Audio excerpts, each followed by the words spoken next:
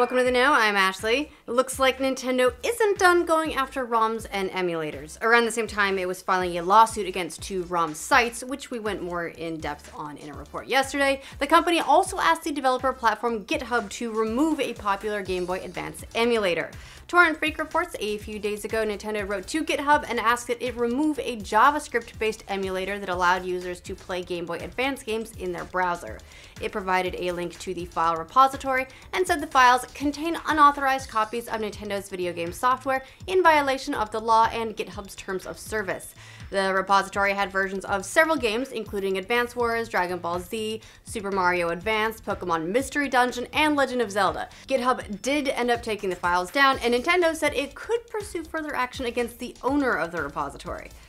For gamers building a PC on a budget, Amazon is now letting them spread out the payments on their new rig. The e-commerce giant has rolled out a monthly payment system that lets buyers pay them off in monthly installments with zero interest, and it applies to laptops, desktops, tablets, monitors, computer components, drives and storage, memory, networking, and computer and tablet accessories. There are a few criteria. You do have to be based in the US, you do have to have a credit card linked to your Amazon account, a good payment history, and you must have an account that's more than a year old. Destructoid is reporting that if you qualify, you can spread the payments out over 5 months rather than paying all at once. So could be a good deal for gamers who are watching their finances, and if you are interested in building a PC, hey, we're working on a PC build video.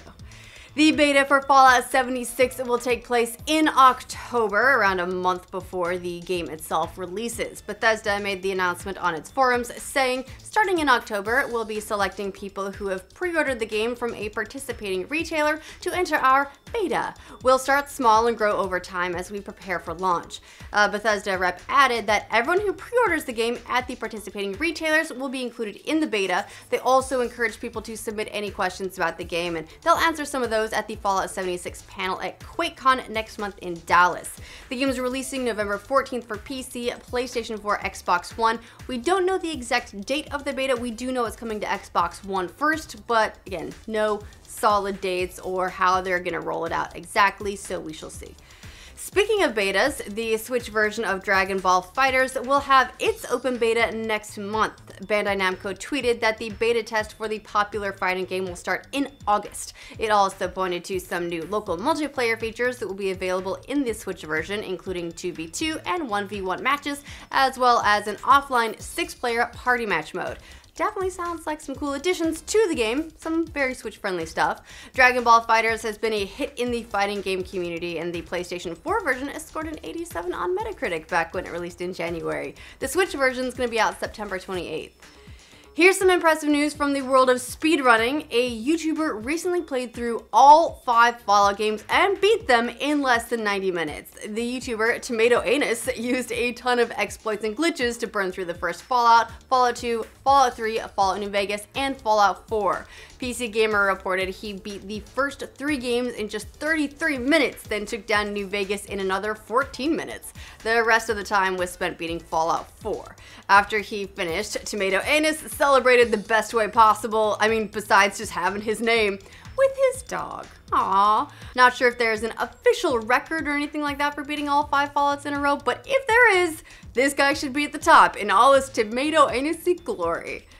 Fortnite's popular playground mode is coming back very soon. A tweet from the game's official account says the mode is going to be returning tomorrow in an upcoming patch. The sandbox mode gives players an hour to build fortresses and dig in before the fighting starts. And while there were some matchmaking issues the first time around that actually knocked it offline for several days, the mode was still really popular with players. It's kind of fun, it's something different. While it was originally planned to just be a limited feature, Epic says now it's going to be made permanent in the future.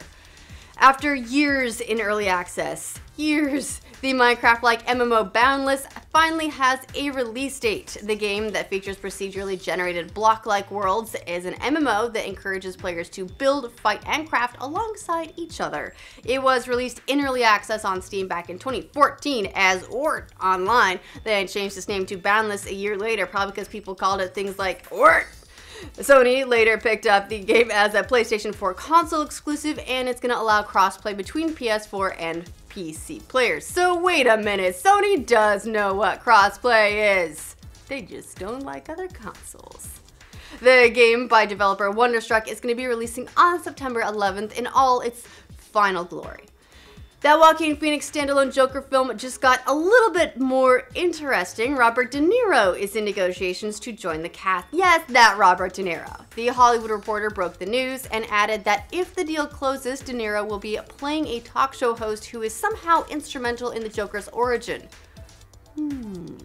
Acclaimed director and frequent De Niro collaborator Martin Scorsese worked with Joker director Todd Phillips early in the process and considered producing for a hot minute, so not as huge of a leap as it might initially seem that De Niro would sign up.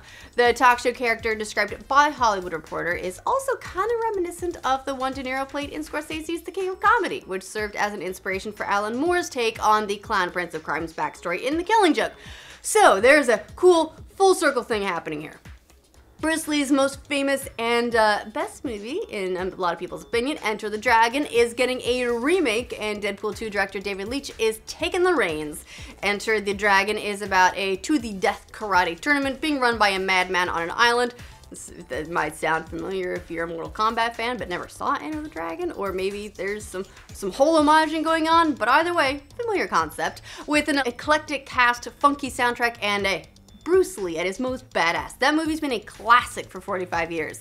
Leitch absolutely has the chops to pull off the action scenes, we've seen that, but I don't know if there's anyone out there who can fill Bruce Lee's shoes. I guess that's the big question. Big directors like Spike Lee have attempted to launch an Enter the Dragon remake before and just didn't make it happen, so we'll see if Leitch has better luck. If you have ideas for who could be Bruce Lee, let us know in the comments. Actually, let us know what you think of all this news in the comments, because that about does it for the roundup.